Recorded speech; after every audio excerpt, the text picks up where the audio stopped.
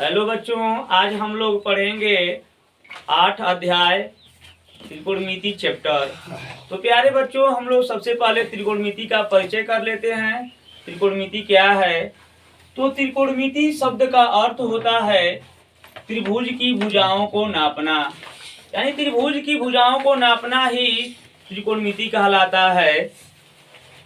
तो प्यारे बच्चों, ये हमारा त्रिभुज है। त्रिभुज हमारा ABC है।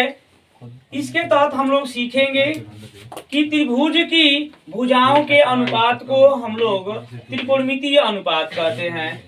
हमने सीखा कि त्रिभुज की भुजाओं के अनुपात को त्रिकोणमितीय अनुपात कहते हैं, यानी जो हमारी भुजाएं AB है, BC है और AC है, इनके अनुपात को हम लोग त्रिकोणमितीय अनुपात कहते हैं।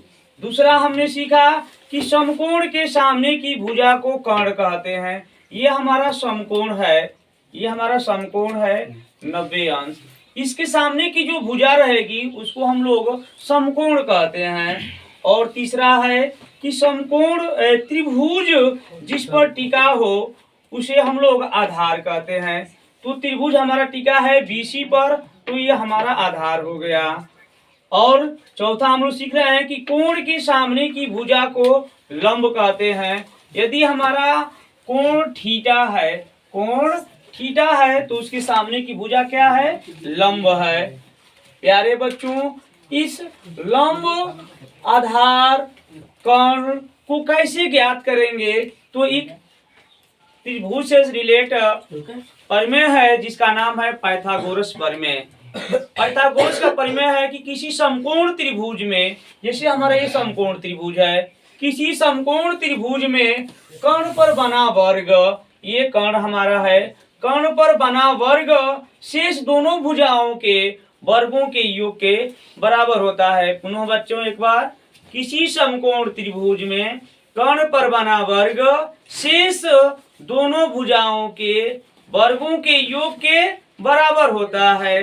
अर्थात कर्ण का वर्ग बराबर लंब का वर्ग धन आधार का वर्ग, या इसको हम लोग कह सकते हैं कर्ण बराबर, तो ये स्क्वायर है हटेगा तो इधर रूट हो जाएगा।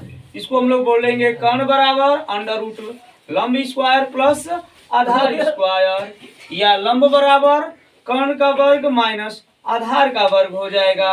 आधार बराबर तो कर्ण का वर्ग माइनस लंब का वर्ग। तो इस तरह से हम लोग बच्चों त्रिभुज को मान के आसानी से हम लोग ज्ञात कर लेंगे। इन्हीं सूत्रों से हम लोग त्रिभुज के जो मान होंगे उनको आसानी से ज्ञात कर लेंगे।